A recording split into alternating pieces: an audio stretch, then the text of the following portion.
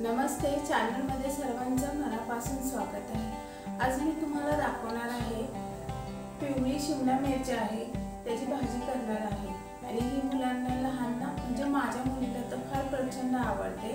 तर अशा प्रकारे जर शिमला मिरची मुलांना करून दिली ना तर मुलांना फार आवडते आणि डब्याला पण तुम्ही करून देऊ शकता। तर नक्की एकदा तुम्ही ही रेसिपी करून पहा आणि कशी वाटली ती कमेंट्समध्ये करून सांगा। तर अगोदर काय करायचं, शिमला मिरची पीस करून घ्यायचे आहे। छोटे छोटे तुम्हाला आवडतील त्या आकारात करून घ्यायचे।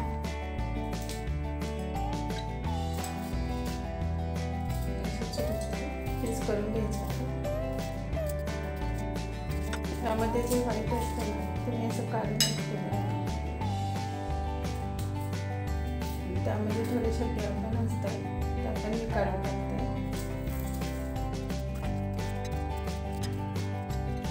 आता काय करायचं, शिमला मिरची छोटे छोटे पीस करून झाले की स्वच्छ पाण्याने धुवून घ्यायचं आहे। पाण्याने ते धुवून झाले तर नळ बंद करायचं आहे आणि शिमला मिर्च निथळायला ठेवायची आहे। आता आपण काय करणार आहे, शिगडी चालू केली आहे आणि शिगडीवरती पॅन ठेवले। इथे आपण 2 चमचे तेल घ्यायचं आहे। तेल छान गरम झालं की यामध्ये अर्धा चमचा मोहरी घालायची आहे। मोहरी तडतडायला लागली की यामध्ये कढीपत्ता घालायचा आहे। कांदा चिरून घेतलाय, बारीक तो पण घालायचा आहे।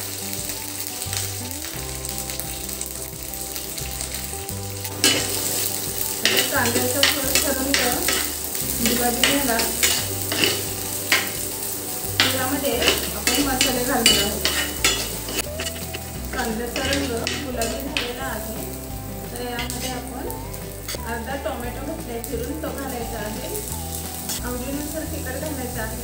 मी छोटा चमचा मिरची पावडर घालते 1 आणि अजून थोडीशी घातली आहे। थोडीशी हळद, थोडीशी धना पावडर आणि थोडेसे मीठ आणि 1 चमचा गरम मसाला घालायचा आहे। काय करायचं, ते छान मिक्स करून घ्यायचं आहे। आता मिक्स झाल्यानंतर काय करायचं ते पाहूया। आणि आता यामध्ये थोडंसं पाणी घालायचं आहे। या पाण्यावर शिमला मिरची छान शिजून द्यायची आहे। 5 ते 10 मिनिटं झाकण ठेवायचं आहे म्हणजे शिमला मिरची छान शिजेल। 5 मिनिटांनंतर पॅनवरचं झाकण काढायचं। शिमला मिरची छान शिजलेली आहे। वरून आता थोडीशी कोथिंबीर घालायची आहे।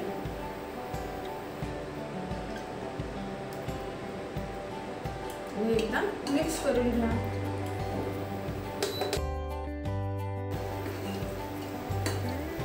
आता काय करायचं, एका बाउलमध्ये काढून घेऊया।